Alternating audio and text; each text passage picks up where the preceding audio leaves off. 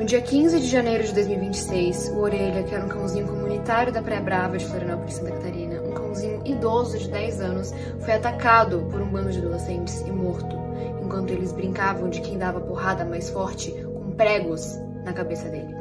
Depois de ser agredido na praia a pauladas por 4 adolescentes de classe alta em Florianópolis. E o nome de cada um deles. Eu não posso colocar a foto deles aqui porque eles são menores de idade, mas eu posso colocar um nome sim e deixar claro que eu nunca mais vou esquecer do rosto de cada um e eu nunca mais vou esquecer do nome de cada um.